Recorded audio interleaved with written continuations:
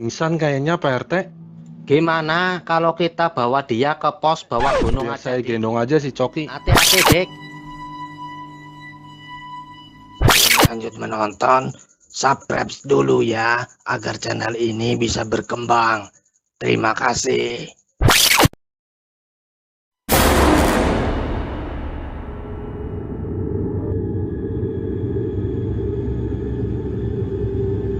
Gimana kejadiannya, Mas?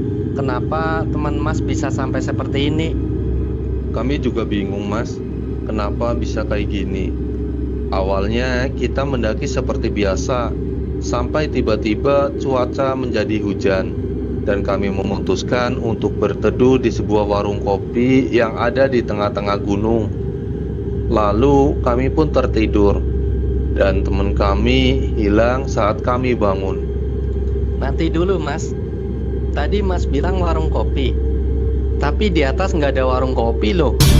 Saya sudah 15 tahun bekerja di sini, dan saya tahu benar di atas nggak ada warung kopi. Nggak mungkin Mas, kami bertiga jelas-jelas singgah di warung kopi itu. Apa mungkin yang Mas maksud warung kopi yang penjualnya seorang kakek-kakek dan nenek-nenek? Bener Mas, yang jaga memang seorang kakek-kakek. Tapi kalau nenek-nenek, enggak sih Mas. Loh, itu Mas tahu?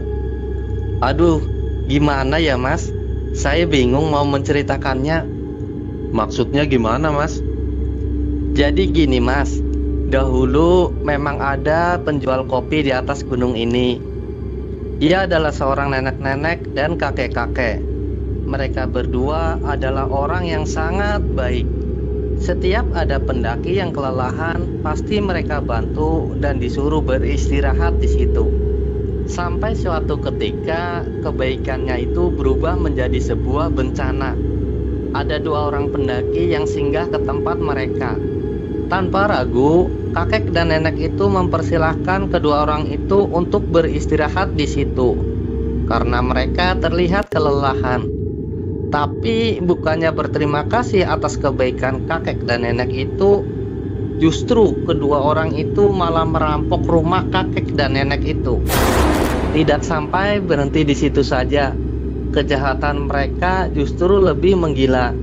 Kakek itu dipukul dengan kayu hingga tewas, dan si nenek yang menyaksikan kejadian itu tidak terima.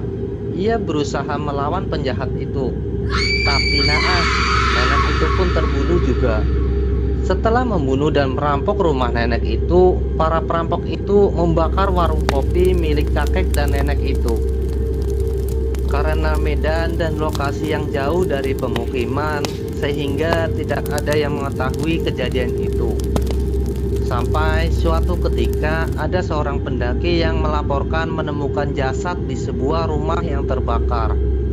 Setelah polisi melakukan olah TKP, justru ada yang aneh di situ.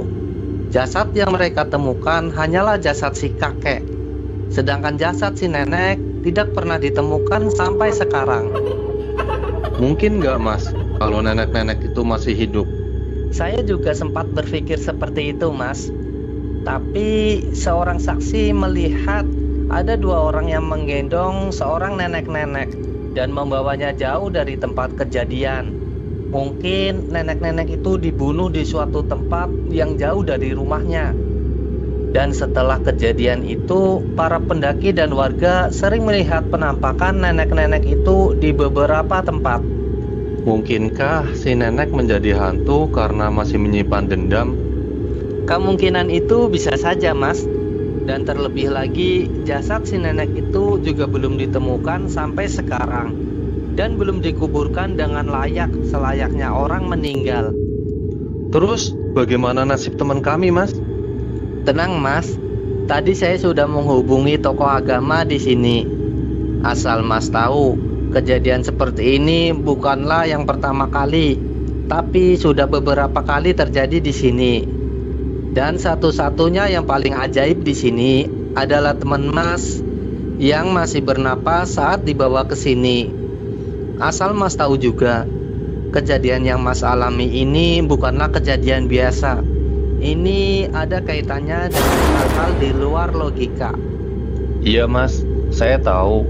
Karena saat kami mencari teman kami Coki, kami menemukan banyak kejadian-kejadian ganjil yang sulit dijelaskan dengan logika. Pak RT, kenapa Pak RT? Coki, dik. Coki? Coki kenapa Pak RT? Coki, kerasukan, dik.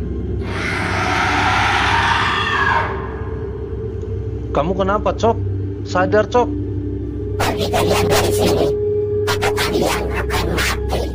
Teman Mas sepertinya kerasukan Mas. Sebaiknya saya segera memanggil Pak Ustadz. Mas di sini dulu sambil nungguin teman Mas. Iya mas. Cok, kamu harus lawan setan di dalam tubuh kamu Cok. Kamu pasti bisa Cok. Biar kau manusia, kau tidak akan mampu menyadarkan orang ini. Apa yang kamu mau dari kami? Kami tidak mengusikmu. Kenapa kamu mengganggu kami?